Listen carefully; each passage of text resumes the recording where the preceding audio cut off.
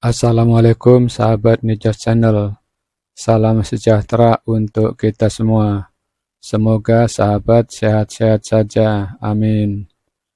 Kali ini Nicos Channel mengajak sahabat untuk mendengarkan kajian Islami pada subuh. Penyelenggaranya adalah DKM Al-Ikhwan. Adapun penceramahnya adalah Ustadz Haji Ahmad Mufti Hamdani LCMA. Oleh karena itu, marilah kita simak apa yang akan disampaikan. Semoga dapat menambah ilmu dan wawasan keislaman kita semua. Jangan lupa subscribe, like, share, dan komen. أعوذ بالله من الشيطان الرجيم بسم الله الرحمن الرحيم السلام عليكم ورحمة الله وبركاته الحمد لله رب العالمين الحمد لله الذي أحيانا بعدما أماتنا وإليه النشور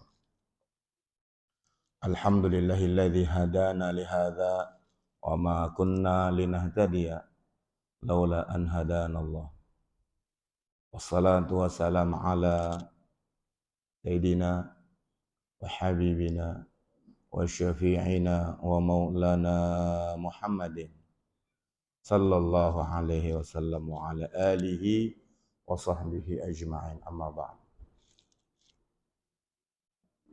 Puji syukur kehadirat Allah Subhanahu wa taala karena atas limpahan rahmat, karunia, taufik dan hidayah sehingga kita masih diberikan kesempatan, diberikan kesehatan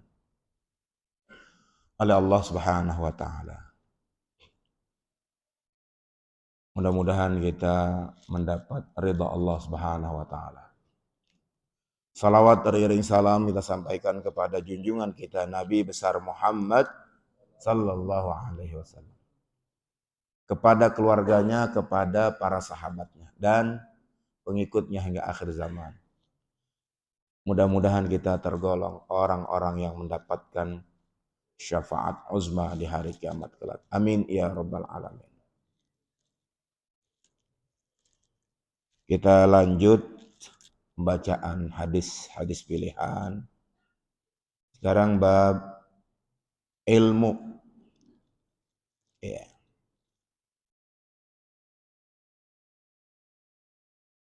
Ada beberapa ayat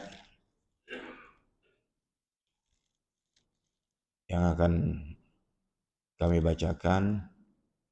A'udzu billahi minasyaitonir rajim. Kama arsalna fikum rasulam minkum yatslu alaikum ayatina wa yuzakkikum wa yuallimukumul kitaba wal hikmah wa yuallimukum ma lam takunu ta'lamun. Surat Al-Baqarah ayat 151. Sebagaimana kami telah menyempurnakan nikmat kami kepadamu, kami mengutus kepadamu Rasul di antara kamu yang membacakan ayat-ayat kami kepadamu dan menyucikanmu dan mengajarkan kepadamu Alkitab dan Al-Hikmah serta mengajarkan kepadamu apa yang kamu belum ketahui. Allah Subhanahu wa taala mengutus Rasulullah sallallahu alaihi wasallam di antara mereka. Kemudian Rasulullah membacakan ayat-ayat Al-Qur'an. Di sini menggunakan yatslu, tilawah. Ya, membacakan di sini Rasulullah sudah hafal tilawah. Seolah-olah kalau qiraah itu ada yang dibaca. Jadi kalau tilawah itu sudah. Membacakan dan mengajarkan Alkitab. Maksudnya Al-Quranul Karim. Wal hikmah as-sunnah an-nabawiyah. ya, asy-syarifah, dan juga mengajarkan kepadamu apa yang kamu belum ketahui. Di dalam ayat yang lain surat An-Nisa ayat 113 ya, masih tentang ilmu. Wa anzalallahu 'alaikal kitab wal hikmah wa 'allamaka ma lam takun ta'lam wa kana fadlullahi 'alaika 'azima. Dan Allah yang menurunkan Alkitab, maksudnya Al-Qur'anul Karim, wal hikmah, as-sunnah, karena apa yang diucapkan Nabi pun Allah yang turunkan. Wa ma yantiqu 'anil hawa in huwa illa wahyu yuha. Apa yang diucapkan oleh Rasulullah sallallahu alaihi wasallam bukan berdasarkan hawa nafsunya, akan tetapi wahyu yang diwahyukan kepadanya. Jadi Allah yang menurunkan Alkitab dan Al-Hikmah. Alkitab Al-Qur'anul Karim, Al-Hikmah ya, As-Sunnah An-Nabawiyah Asy-Syarifah. Maksudnya hadis-hadis Nabi Muhammad sallallahu alaihi wasallam. Dan Allah yang mengajarkan kepada Rasulullah sallallahu alaihi wasallam apa yang belum diketahuinya. Dan ini adalah karunia Allah yang sangat besar kepada Nabi Muhammad sallallahu alaihi wasallam. Di dalam surat Thaha ayat 114 juga disebutkan wa qur rabbi zidni ilma. Katakanlah, wahai Tuhanku, tambahkanlah kepadaku ilmu, pengetahuan. Ya. Di dalam ayat yang lain surat An-Naml ayat 15. Ya. Walaqad ataina Dawud wa Sulaiman ilma wa qala alhamdulillahilladzi faddalana ala katsirin min ibadihil mu'minin. Dan sungguh kami telah memberi ilmu kepada Daud. Nabi Daud Allah Subhanahu wa taala yang mengajarkan kepadanya, begitu juga Nabi Sulaiman. Dan keduanya mengucapkan puji syukur kehadirat Allah Subhanahu wa taala. Segala puji bagi Allah yang melebihkan kepada kami dari kebanyakan hamba-hambanya yang beriman. Nabi Daud Allah ajarkan dapat membentuk besi. Kalau ada orang pandai besi itu, besinya mesti dibakar dulu di tempat. Baru dibentuk jadi pedang, golok atau pisau atau senjata atau bentuk apapun, itu mesti besinya dibakar. Nabi Daud dengan izin Allah, dengan tangannya sendiri kayak megang tanah liat, dibentuk, ya. Disebutkan dalam Al-Qur'an wa'allana, dan dapat melembutkan. Jadi kayak orang membentuk sesuatu benda yang ingin dibentuk dalam bentuk apapun, kayak megang tanah liat mungkin ya, atau apa yang mainan anak-anak tuh, Play-Doh atau lilin, dengan lembut. Begitu juga Nabi Sulaiman. Nah, Nabi Sulaiman ini betul-betul dapat mengerti bahasa semut. Paham, Allah abadikan. Kalau ada orang yang ngaku bisa itu, wallahu a'lam. Ya. Tapi mereka bersyukur kepada Allah Subhanahu wa taala yang telah memberikan keutamaan, melebihkan kepada Nabi Daud alaihissalam, kepada Nabi Sulaiman alaihissalam dari kebanyakan hamba-hambanya yang beriman. Dan begitu juga dalam surat Al-Ankabut, wa tilkal amsalu nadribuha linnas wa ma yaqiluha illal alimun. Dan perumpamaan-perumpamaan ini kami buat untuk manusia. Tidak ada yang memahaminya kecuali orang-orang yang berilmu. Perumpamaan-perumpamaan yang ada di alam semesta yang Allah buat ya Allah jadikan untuk kita semua itu hanya orang-orang yang berilmu yang memahami hal tersebut. Kemudian di dalam surat Fatir ya, innama yakhsyallaha min ibadihil ulama'u. Ini harus jelas. Bacanya yang jelas, innallaha azizun ghafur. Kalau bacanya lafadz Allah akhirnya itu dibaca dhammah, itu maknanya salah. Jadi misalkan bacanya salah, innama yakhsyallahu, itu di situ Allah, lafadz Allah jadi fa'il, sedangkan fa'il itu marfu' wa alamatu raf'ihi dhammatun zahiratun ala akhirih. Tapi di sini Allah maf'ulun bih, lafadz Allah maf'ulun bih. Nah, maf'ul bih itu kalau bahasa kita objek. Ya. Objek. Maka harakatnya fathah, fathatun zahiratun ala akhirih. Kenapa yang udah pernah belajar bahasa Arab bisa baca huruf gundul, bisa ini bacanya fathah? Emang ada rumusnya? Nahu saraf. Makanya ini dibacanya innama yakhsyallaha. Fa'ilnya mana? Al-ulama'u. Nah, fa'il sebagai subjeknya, pelakunya. Jadi hanya atau sesungguhnya yang takut kepada Allah adalah hamba-hamba Allah ya yang berilmu. Kadang-kadang ulama diterjemahkan orang-orang yang berilmu, atau diterjemahkan juga ulama. Jadi para ulama, orang-orang yang maksudnya yang mengetahui tentang Allah, dia akan takut kepada Allah.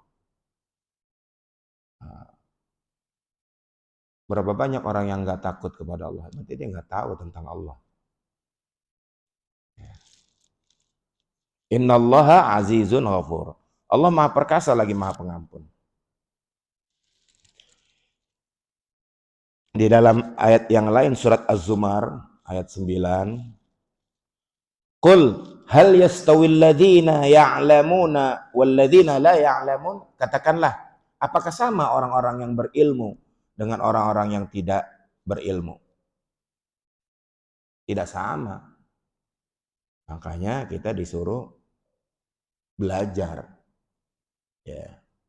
Kita bersyukur kepada Allah, Allah berikan kesempatan untuk duduk di majelis ilmu. Ya. Alhamdulillah. Kemudian surat Al-Mujadalah atau Al-Mujadilah. Ya ayyuhalladzina amanu idza qila lakum tafassahu fil majalis. Nah, ini adab duduk di majelis. Wahai orang-orang yang beriman, apabila dikatakan kepadamu berlapang-lapanglah dalam majelis. Jadi dulu majelis di zaman Nabi Muhammad SAW ya padat, penuh. Kalau kita ini sudah nggak perlu ada yang dibilang lapang, kan memang sudah ada yang lapang, tinggal diisi aja mana-mana tempat yang kosong. Kalau dulu penuh, sehingga Allah Subhanahu wa taala turunkan ayat Al-Mujadalah ayat 11. Wahai orang-orang yang beriman, ya, idza qila lakum tafassahu fil majalis fafsahu. Kalau dikatakan, ayo geser-geser, kasih tempat duduk yang baru mau datang nih, kan ini. Kira-kira begitu. Tafassahu, berikan. Yafsahillahu lakum, Allah akan memberikan kelapangan kepadamu. Siapa yang memberikan kemudahan, kelapangan, Allah akan memberikan kemudahan dan kelapangan. Wa idza qila suzu fangsuzu, kalau dikatakan udah selesai nih majelisnya, pengajiannya selesai, berdirilah. Di dalam sebuah riwayat, qumu maghfurin lakum, berdirilah, udah selesai ngajinya nih. Maghfurin lakum, kalian sudah diampuni dosa-dosanya. Qad budilat sayiatukum alhasanat, sudah diganti keburukan-keburukan kalian dengan kebaikan. Jadi yang duduk di majelis itu mendapatkan kebaikan. Sampai orang yang datang bukan niatnya untuk duduk di majelis menuntut ilmu, hanya ingin menanyakan sesuatu, itu mendapatkan kebaikan juga. Ya. Dalam sebuah riwayat, ya Rasulullah, dia datang bukan mau duduk di majelis, hanya menanyakan sesuatu. Pamannya datang, dia nanya sama ayahnya, Pak, tadi kunci motor ditaruh di mana umpamanya, tapi dia berbisik, terus dia ingin keluar lagi, itu dapat kebaikan. Ayahnya lagi duduk di majelis umpamanya, atau kawannya atau dan lain. Ya, Kak. Wa idza qila suzu fansuzu yarfa'illahu alladhina amanu minkum walladzina utul ilma darajat.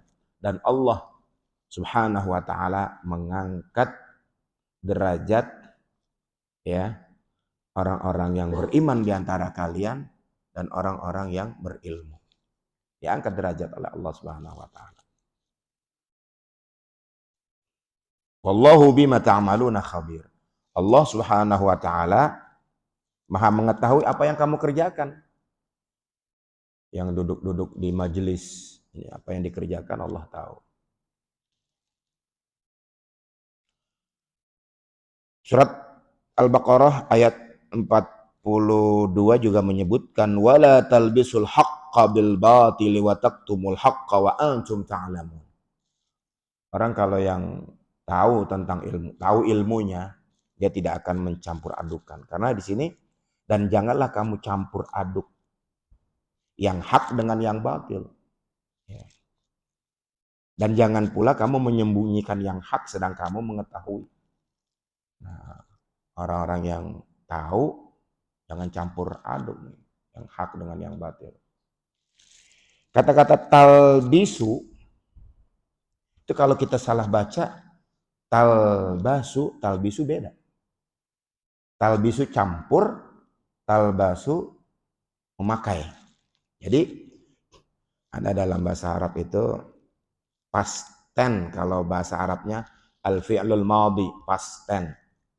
Kemudian al-fi'lul mudhari present tense. Jadi labasa yalbisu itu mencampur.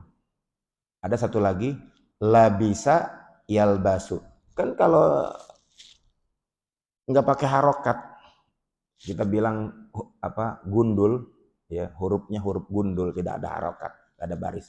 Kalau bacanya labisa yalbasu itu memakai. Latal basu jangan kamu pakai. Kalau di sini latal bisu jangan kamu campur, kan beda. Artinya campur sama pakai. Ya. Makanya perempuan itu pakaian suaminya, suami juga pakaian. Libasukum kan kata-kata libas, pakaian. Dipakai.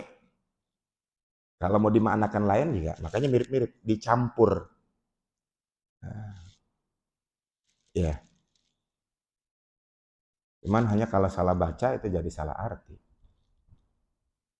Salah antara kaf dengan qaf.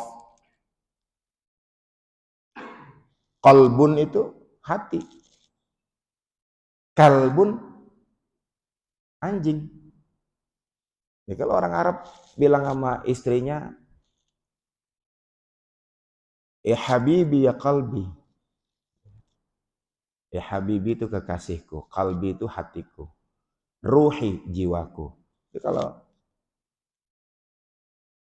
kurang fasih, ya habibi ya qalbi. Nah, itu kan bisa marah itu. Karena salah arti. Beda terjemahan. Berikutnya surat Al-Baqarah juga ayat 44. Atamuruna an-nasa bil birri wa tansawna anfusakum wa antum tatluna al-kitab afala ta'qilun.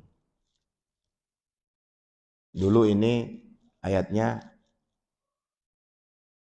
ditujukan kepada pendeta-pendeta Yahudi. Kenapa kamu memerintahkan orang berbuat baik sementara kamu melupakan dirimu sendiri? dan kamu membaca Alkitab. Afala ta'qilun, apakah kamu tidak berpikir? Ya, apa? Omdo, jadi dia omong doang. Nato, not action, talking only katanya. Nah, ini yang terakhir ayatnya surat Hud ayat 88. Qala ya qaumi ara'aytum in kuntu ala bayyinatin min rabbi wa razaqani minhu rizqan hasana wa ma uridu an ukhalifakum ila ma anhaakum an. Ini ucapan Nabi Syuaib yang diabadikan oleh Allah Subhanahu wa taala, hai kaumku, ketika berdakwah kepada kaumnya. Bagaimana pendapatmu jika aku mempunyai bukti yang nyata? Ada mukjizat, bukti yang jelas, ya, dari Tuhanku, dan dianugerahkan, dianugerahinya kepadaku dari rizki yang baik. Apakah aku patut melanggar perintah Tuhanku? Nabi Syuaib katakan kepada kaumnya, aku diperintahkan oleh Tuhanku. Apakah aku patut enggak? Layak enggak aku melanggarnya? Padahal aku sudah diberikan kepadaku rizki yang baik. Ya. Sebagaimana wa ma uridu an ukhalifakum ila ma anhakum. Dan aku juga tidak ingin kamu menyalahi, ya, dengan mengerjakan apa yang aku larang. Aku aja nggak mau melanggar perintah Tuhanku, dan juga aku tidak ingin kamu melanggar perintahku, kata Nabi Syuaib. Ada yang ingat Nabi Syuaib? Siapa? Iya, Nabi. Ada yang ingat gak? Nabi Syuaib ini mertuanya Nabi Musa. Jadi kan cerita sedikit. Nabi Musa itu dari kecil tuh oleh babysitternya itu udah dikasih tahu. Babysitter yang mengasuh Nabi Musa itu ibu kandungnya sendiri. Ini udah skenario dari Allah Subhanahu wa taala. Ibunya ngomong lah sama Nabi Musa. Setelah paham tentunya, umur berapa tuh? Umur 2 tahun ya. Ya, pokoknya udah mulai bisa ngomong. Nah, aku nih ibumu. Jadi Fir'aun itu ayah angkatmu lah, kira-kira ngomongnya begitu. Dan itu ibu angkatnya Asia. Dikasih tahu, sampai dia juga ngomong bahwa kamu tuh aslinya adalah orang Mesir. Bani Israel. Nabi Musa itu. Fir'aun yang orang Mesir. Nah, dari kecil udah dikasih tahu begitu kan? Oh, ternyata yang ngasuh dia dari kecil tuh memang ibu kandungnya, udah dikasih tahu. Jadi nanti ini nyambung dengan Nabi Syuaib. Begitu dewasa, Nabi Musa itu melerai ada perselisihan antara orang Yahudi dengan orang Mesir. Yahudi ini Bani Israel, keturunan Nabi Yakub, ya, berkelahi, dilerai. Waktu dilerai, dipisahkan, itu orang Mesir didorong, jatuh, mati. Nah, jadi nggak ada yang peduli siapa yang tadi dorong, itu nggak tahu, yang penting jenazahnya diurus, dah. Kan nggak ada yang tahu kan. Besoknya ini orang Yahudi yang dilerai itu berulah lagi sama orang Mesir yang lain. Jadi waktu berkelahi dipisahkan lagi oleh Nabi Musa. Tahu-tahu ada yang teriak, kamu mau ngebunuh orang ini seperti orang yang kemarin, kebetulan di situ lewatlah ada katakanlah bagian keamanan atau sebut aja polisi, ya. Loh, emang yang orang kemarin mati itu, ini kira-kira dialognya begitulah. Emang yang kemarin mati itu dia yang bunuh? Iya, dia orang didorong sama dia. Kan di Al-Qur'an disebut wakadahu. Lebih daripada dipukul atau apa, kuat Nabi Musa ini. Nah, sekarang baru ngomong begitu, Nabi Musa udah ketakutan. Mau diinterogasi.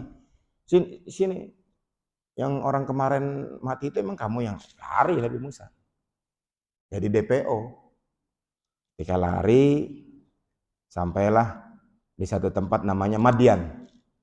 Ya, malam-malam, kemudian nggak ada penerangan kan, nyandar di satu pohon, tiba-tiba tertidur dan matahari terbit, terlihat banyak orang. Tahu kan kisahnya nih, pernah dengar ya? Banyak orang lagi pada ngantri ngambil air di sebuah sumur. Semuanya laki-laki, hanya 2 perempuan itu. Ya. Ngantri, pas giliran antriannya maju, Nabi Musa nyamperin ke 2 perempuan ini. 2 perempuan ini adalah putrinya Nabi Syuaib. Kurang lebih bahasanya biar kita mudah. Mbak, boleh saya bantu? Dibantuin sama Nabi Musa. Cepet selesai, pulang ke rumah. Ayahnya ini Nabi Syuaib alaihissalam. Heran juga, loh kok tumben cepet? Oh, tadi ada yang bantuin, pemuda gagah. Terus kata Nabi Syuaib, boleh panggil anak muda itu, karena ayah mau mengucapkan terima kasih. Nah, salah satu dari putri Nabi Syuaib menjumpai Nabi Musa di tempat yang Nabi Musa beristirahat di sebuah pohon, nggak jauh dari tempat sumur orang masih ngantri itu. Diabadikan ini dalam Al-Quran, dalam keadaan malu, nunduk. Nabi Musa juga malu juga nunduk, bukan kayak siapa kali gitu, saling ngelihat-lihat gitu. Ya, jadi kurang lebih dialognya Bang, ini bapak saya mau ngucapin terima kasih, katanya, suruh ke rumah. Terus, kalau emang rumahnya di mana, Neng?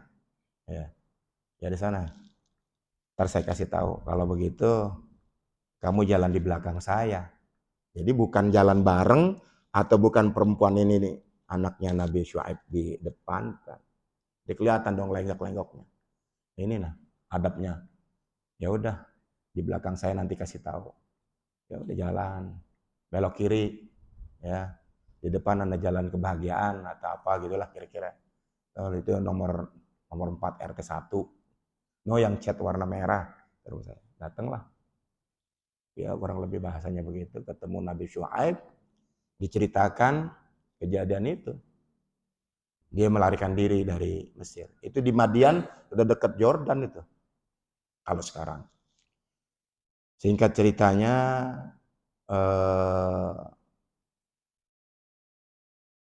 kamu aman di sini. Dan saya niat menikahkan salah satu putri saya dengan mas kawin katanya. 8 tahun kerja.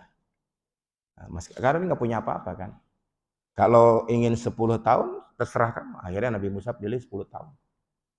Nah, kira-kira kalau orang harus nikah 10 tahun ya anaknya antara 7, 8 atau 10. Kalau setiap tahun 1 nyusul 10. Tapi mungkin anaknya 8 atau 7 lah.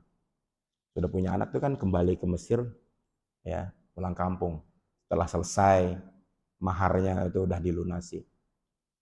Itulah cerita Nabi Syuaib. Karena tadi sini ayat yang terakhir ucapan Nabi Syuaib. Jadi sedikit cerita Nabi Syuaib, ya. Nabi Syuaib. Adapun hadisnya, tadi kan beberapa ayat Al-Qur'an tentang keutamaan ilmu. Jadi kita penting, jadi kita beribadah nggak tahu ilmunya itu nggak diterima. Nggak diterima kalau nggak tahu ilmunya. Kita harus banyak belajar terus. Belajar itu mulai dari buayan sampai ke liang lahat. Bahkan menuntut ilmu itu wajib bagi muslim laki-laki dan muslim perempuan. An Nabi Musa al-Asy'ari anin Nabi sallallahu alaihi wasallam. Dari Abu Musa, Nabi bersabda, "Masalu ma baniyallahu bihi minal huda wal ilm kamatsalil ghaisil katsir asaba ardon." Perumpamaan yang Allah mengutusku dengan petunjuk dan ilmu seperti perumpamaan ya hujan yang lebat yang jatuh ke tanah. Perumpamaan aku diutus dengan membawa petunjuk dan ilmu seperti perumpamaan hujan yang lebat yang jatuh ke tanah. Fakana minha naqiyah qabilatil ma'a fa'an batatil kala wal ashbal kathir. Di antara tanah ada yang subur, dapat menyerap air sehingga menumbuhkan banyak tumbuhan dan rumput. Kan tanah itu kan ada yang subur. Allah turunkan hujan, ada yang subur. Ada tanah yang keras, cadas, nggak subur. Ya, padahal turun hujannya sama-sama deras. Nah. Wa kanat minha ajadibu amsakatil ma.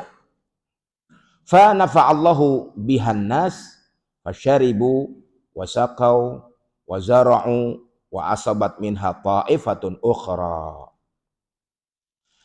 Di antaranya ada juga yang tadi tanah yang keras namun dapat menampung air. Dengan sebab tanah itu Allah memberikan manfaat. Jadi ada yang subur, ada juga tanahnya nampung air. Ini juga sama-sama bermanfaat. Karena dapat diminum oleh orang-orang dan dapat mengairi tanaman dan dapat juga untuk bercocok tanam. Sebagian hujan ada yang jatuh ke sebidang tanah yang lain. Ada jenis tanah yang lain. Yang merupakan hamparan tanah yang gersang. Tidak bisa menampung air, tidak bisa pula menumbuhkan tumbuh-tumbuhan. Begitulah perumpamaan orang yang paham mengenai agama Allah dan memperoleh manfaat dari petunjuk dan ilmu yang Allah ya mengutus aku dengannya. Ia sendiri paham, ia pun mengajarkan. Demikian pula perumpamaan orang yang tidak peduli dengan perkara tersebut, tidak mau menerima petunjuk, nggak mau duduk di majelis ilmu, nggak mau belajar. Iya. Ini bab apa? Keutamaan orang yang berilmu dan mau mengajarkan. Nah, hadis riwayat Al-Imam Al-Bukhari.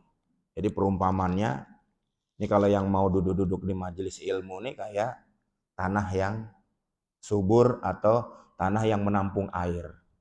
Kalau tanah yang menampung air itu bahkan bisa memberikan manfaat. Udah belajar nanti ngajarin lagi, memberitahukan lagi, menginformasikan lagi tentang hal-hal yang baik dari majelis ilmu yang dia dapatkan. Tapi ada juga sebagian orang yang dia seperti tanah yang gersang.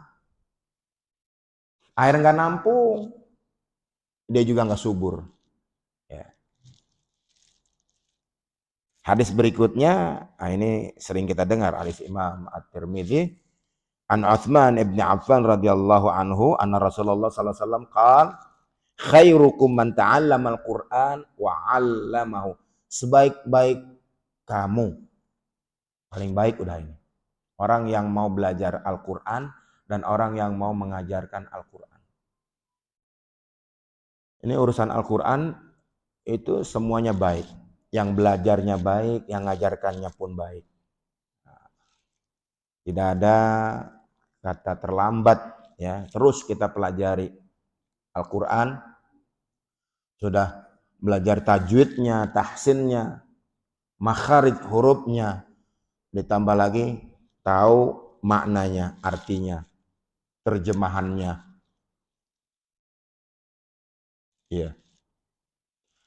Berikutnya hadisnya adalah An Buraidah al-Aslami radhiyallahu anhu qala qala Rasulullah sallallahu alaihi wasallam man qara'al Qur'an, barang siapa yang membaca Al-Qur'an, wa ta'allamahu, kemudian juga dia mau mempelajarinya, dibaca Al-Qur'an juga, dipelajari juga, tentunya tajwidnya, tahsinnya dan lain sebagainya yang berkaitan dengan Al-Qur'an, wa amila bihi, dan beramal, mengamalkan apa yang di Al-Qur'an disebutkan dalam Al-Qur'an. Jangan seperti ini, lakukanlah itu, kan dua aja itu Al-Qur'an. If'al wala taf'al, lakukan dan jangan lakukan. Perintah dan larangan. Ulbisa yaumal qiyamah tajan min nurin. Nanti dia akan dipakaikan mahkota dari cahaya. Gak kebayang kita hari ini mahkota dari emas, dari perak juga jarang lihat. Paling mahkota mainan anak-anak itu ada. Gak yang mahkota asli yang berlapiskan emas, berlapiskan perak aja kita belum lihat. Nggak tahu kalau bapak-bapak udah lihat, saya yang langsung asli itu hanya lihat apa di gambar atau di televisi, tapi yang asli ini mahkota terbuat dari cahaya, akan dipakaikan oleh Allah Subhanahu wa taala kepada orang yang belajar Al-Qur'an, membaca Al-Qur'an. Masyaallah. Yaumul qiyamah. Mahkotanya dari cahaya. Dau'uhu mithlu dau'i syams. Cahayanya seperti cahaya matahari. Wa yuksa, dan begitu juga akan dipakaikan. Ya. Dianya dipakein, dia juga akan memakaikan wa yuksa walidayhi hullatan la yaqumu biha dunya bihima dunya. Orang tuanya juga akan dipakaikan perhiasan yang tidak sebanding dengan dunia. Dunia ini kalau dimiliki oleh seseorang, luar biasa orang itu. Dunia beserta isinya. Itu perhiasan yang dipakaikan oleh orang yang baca Al-Quran dan belajar Al-Quran. Ini tentunya bisa juga maknanya para santri penghafal Quran, atau orang yang mensupport ya para santri penghafal Quran. Kita ini nggak sempat ngapal Quran. Boro-boro 30 juz 30 sampai sekarang saya nggak khatam-khatam. Tapi kita support putra-putri kita untuk menghafal Quran. Atau waduh udah terlanjur nih putra-putri nggak? Ya cucunya. Nggak juga. Ya ini sini ada rumah-rumah tahfidz ini didukung. Di sekitar kita ini ada banyaknya. Di masjid kita juga ada santri tahfidz itu didukung. Wah itu mudah-mudahan dapat kebaikannya itu. Karena tadi akan dipakaikan perhiasan. Ya. Fayaqulani bima kusina. Kedua orang tuanya nanti akan bertanya, mengapa kami diberikan pakaian seperti ini? Lalu dijawab, karena anak kamu telah menghafal Quran. Insyaallah. Sungguh beruntung kalau ada putra putrinya yang menghafal Quran, atau paling tidak kita mendukung, menyokong, mensupport orang-orang yang menghafal Quran. An Mu'adz al-Juhani radhiyallahu anhu anna Rasulullah sallallahu alaihi wasallam qala man qara'al Qur'an wa amila bima fi. Barang siapa yang membaca Al-Qur'an dan mengamalkan isi Al-Qur'an, kandungan Al-Qur'an, ini maknanya masih sama. Ulbisa walidahu tajan yaumal qiyamah. Orang tuanya akan dipakaikan mahkota ya pada hari kiamat. Mahkota apa? Dari cahaya. Dau'uhu ahsan min dau'i syams. Cahayanya lebih baik, lebih terang dari cahaya matahari. Fi buyutid dunya, di rumah-rumah yang ada di dunia. Lau kanat fikum fama dhannukum billadzi amila bihadza. Ya. Jika ini adalah pahala untuk orang tuanya, lalu bagaimana kira-kira menurut kamu mengenai orang yang mengamalkannya sendiri? Orang tuanya aja dipakaikan, apalagi dia sendiri. Itu maksudnya si penghafal itu sendiri. orang tuanya aja mendapatkan kebaikan seperti itu. Bagaimana menurut pendapatmu dengan si penghafalnya itu sendiri? Luar biasa ya, di beberapa riwayat disebutkan para penghafal Quran itu jasadnya tidak eh, dimakan rayap, jasadnya utuh. Dan beberapa di antara kita mengetahui ada yang penggalian kubur untuk dipindahkan karena sesuatu, ada beberapa jasad yang sudah berapa tahun gitu. Ternyata dia guru ngaji gitu, ya. Atau dia penghafal Quran. Hanya guru ngaji aja juga luar biasa. Ya, Masya Allah. An Abdullah bin Amr, anna Rasulullah sallallahu alaihi wasallam qala. Dari Abdullah bin Amr, Rasulullah bersabda, man qara'al Qur'an, barang siapa yang membaca Al-Qur'an, masih sama. Ya. Tadi tentang keutamaan ilmu pengetahuan ya. Faqadis tadrajan nubuwata baina janbai. Barang siapa yang hafal Al-Qur'an, berarti dia telah menyimpan ilmu kenabian di dalam hatinya. Ghaira annahu la yuha ilaih. Hanya saja wahyu tidak diturunkan kepadanya. Jadi para penghafal Quran ini dia telah menyimpan ilmu kenabian. Hanya saja kalau nabi diberikan wahyu kepadanya, kalau penghafal Quran tidak, ya, wahyu tidak diturunkan kepadanya, hanya dia hafal Quran. Dia menyimpan ilmu kenabian. Masya Allah.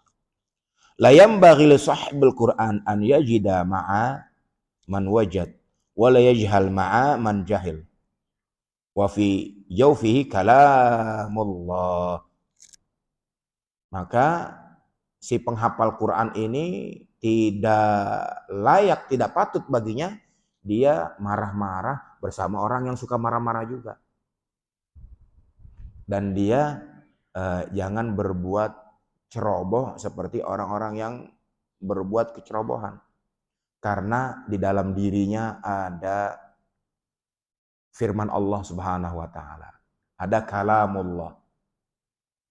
Nah, ini kalau ada yang menghafal Quran di sini, nasihat Nabi seperti itu. Ya. Karena dia punya keutamaan. Jadi jangan sama seperti. Tapi alhamdulillah kita kenal para santri penghafal Quran, ya, lembut, lemah lembut, tawadhu, ya. Karena di dalam dirinya ada Al-Quran itu. Baik yang sedang proses menghafal ataupun mereka yang sudah mutqin. Mutqin itu hafalannya betul. Seperti Ustadz yang suka menyebutkan sebelah pojok kanan atas luar biasa hafalannya ya. Yang bawah halaman sekian kan itu luar biasa hafalannya. An Jabir radhiyallahu anhuma, ya. An Jabir radhiyallahu anhu qala Rasulullah sallallahu alaihi wasallam al-ilmu ilman. Ilmu itu ada dua, kata Rasulullah. Ilmun fil qalb, ilmu yang ada di dalam hati. Fadzakal ilmun nafi', itulah ilmu yang bermanfaat. Wa ilmun 'alal lisan, dan ilmu yang ada di lisan. Fadzaka hujjatullah 'ala ibni Adam, dan dia itu adalah hujjah Allah Subhanahu wa taala yang memberatkan anak Adam. Jadi ilmu ada yang masuk sampai ke dalam hati, ada yang hanya di lisan saja. Dia tahu tidak mengamalkan.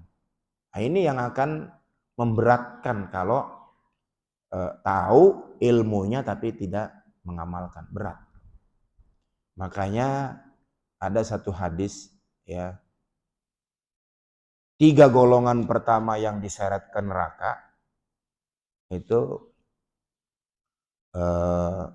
para ulama. Karena apa? Dia hanya mau disebut sebagai ulama, orang yang berilmu, tapi bukan karena Allah. Ya, kemudian para syuhada, supaya disebut pemberani, dan para dermawan supaya disebut dia orang yang suka memberi. Ini nggak ada ini. Malaikat tuh taunya hanya mencatat. Jadi keikhlasan itu tidak ada yang tahu. Hanya Allah Subhanahu wa taala yang Maha mengetahui. Malaikat aja tahu, dia kan orang baik gitu. Jadi sampai disebutkan ikhlas itu kannamlatis sauda ala sakhratis sauda fi lailatil dhalma. Ya. Emang udah syuruk ya? Belum. Jadi keikhlasan saking tidak tahunya diumpamakan seumpama semut hitam kecil. Udah semut hitam kecil. Melekat pada batu hitam. Coba, semut hitam kecil melekat pada batu hitam. Fi lailatil dhalma, pada malam gelap gulita. Itu semut nggak kelihatan. Artinya keikhlasan itu tidak terlihat. Nggak ada yang tahu. Kalau mau ditambahin, ngelihatnya pakai kacamata hitam lagi. Tambah nggak kelihatan. Semutnya kecil, warnanya hitam, melekat pada batu hitam. Dan itu pada malam gelap gulita. Nggak kelihatan. Hanya ada orang yang sudah dihantarkan ke pintu surga. Allah berfirman, masukkan dia ke dalam neraka. Kan ini. Tapi dia tidak ikhlas karena aku. Nah, itu ngeri juga, takut juga. Ya. An-Uqbah bin Amir radhiyallahu anhu qala kharaja Rasulullah sallallahu alaihi wasallam. Dari Uqbah dia mengatakan Rasulullah keluar wa nahnu fi suffah. Suatu ketika Rasulullah sedang keluar dari rumahnya maksudnya, dan kami ada di Suffah. Suffah itu satu tempat di Masjid Nabawi, ya. Di situ tempat kumpulnya para sahabat yang jumlahnya kurang lebih 70. Dia nggak punya rumah. Rumahnya di masjid itu. Makanya disebut Ashabus Suffah, ada 70 orang. Keluarganya nggak ada. Itu kalau mau makan atau yang lainnya, mereka harus berusaha atau nunggu orang datang ke masjid ngasih makanan tuh kepada mereka tuh 70 orang itu. Ya, Ashabus Suffah. Termasuk di situ ada periwayat hadis yang terkenal Abu Hurairah, ya, radhiyallahu anhu. Abu Hurairah.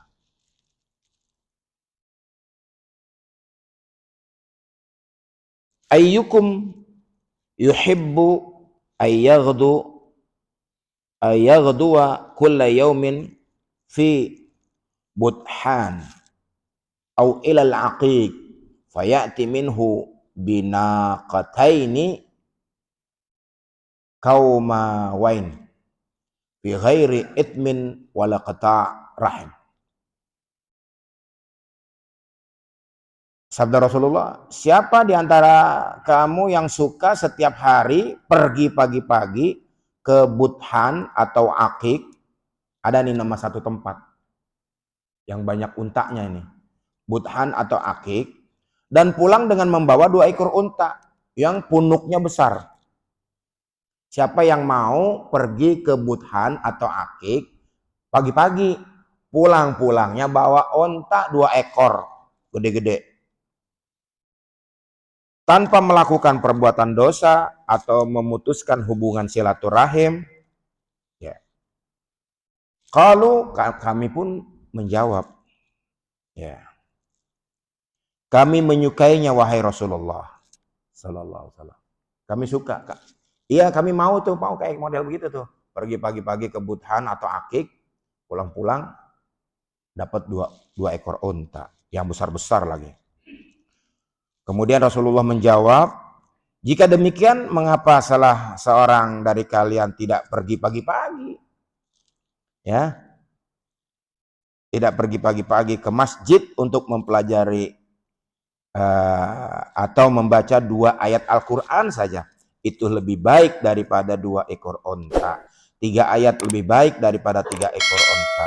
4 ayat lebih baik daripada 4 ekor unta. Berapapun jumlahnya, lebih baik daripada unta sebanyak itu pula. Hadis riwayat Imam Muslim, keutamaan belajar ilmu Al-Quran. Jadi kenapa nggak pagi-pagi datang ke masjid katanya. Kemudian belajar Al-Quran. Belajar ilmu Al-Quran. Yang 2 ayat itu lebih baik dari 2 ekor onta. Tadi kalau dibilangin ontanya mau mereka. Ya. Karena kelihatan. Wah mau tuh mau. Begitu. Ternyata itu lebih baik dari 2 ayat yang dipelajari, lebih baik daripada 2 ekor unta yang gemuk, punuknya besar. Luar biasa. An Muawiyah, ya. Sedikit lagi Pak ya. Radhiyallahu anhu qala sami'tu Nabi sallallahu alaihi wasallam yaqul, Rasulullah bersabda, man yuridillahu bihi khairan yufaqihu fid din. Wa innama ana qasimun wallahu yu'ti. Rawahul Bukhari. Hadis riwayat Al-Imam Al-Bukhari. Dari Muawiyah Rasulullah bersabda, aku mendengar Nabi bersabda, ya. Barang siapa yang Allah kehendaki kebaikan pada dirinya, maka Allah akan memberikan kepahaman kepadanya mengenai agama. Aku hanyalah membagi, sedangkan Allah yang memberi. Jadi kalau ada yang dikehendaki oleh Allah Subhanahu wa taala pemahaman tentang agama, Allah anugerahkan. Karena duduk di satu majelis, pemahamannya kadang ya beda-beda. Apa yang dijelaskan, dipahaminya mungkin berbeda-beda. Dan yang Allah anugerahkan kepadanya kebaikan, maka Allah beri pemahaman. Ya. Mungkin ada juga orang yang nggak paham-paham atau salah paham dan lain sebagainya. Hadis berikutnya an Anas radhiyallahu anhu qala Rasulullah sallallahu alaihi wasallam, inna min asyratis sa'ah an yurfa al-ilmu wa yathbutul jahlu wa yushrabul khamru wa yadhhar az-zina. Rawahu Al-Bukhari. Na'udzubillah. Di antara tanda-tanda kiamat adalah diangkatnya ilmu. Ya. Maraknya kejahilan, kebodohan. Leluasa khamar diminum. Ya narkoba merajalela di mana-mana. Dan merebaknya perzinahan. Na'udzubillah. Perzinahan. Ya. Na'udzubillah. Jadi ilmu diangkat, nggak ada orang mau, ya makanya diangkat dengan diangkatnya ulama, ilmu itu diangkat. Akhirnya banyak kebodohan, banyak yang tidak tahu, merajalela.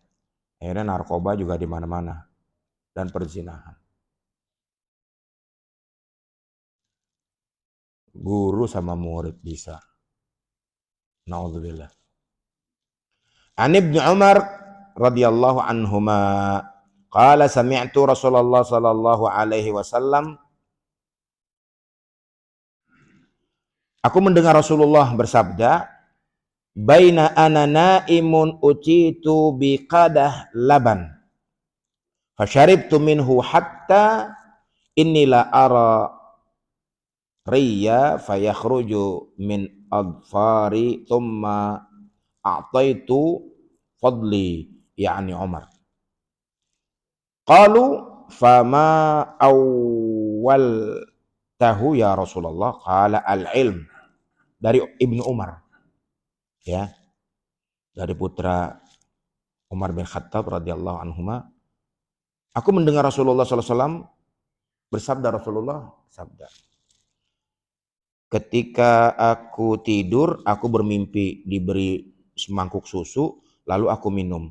Sehingga aku melihat pengaruh kenyang akan susu itu nampak di balik kuku Kemudian aku berikan sisa itu kepada Umar.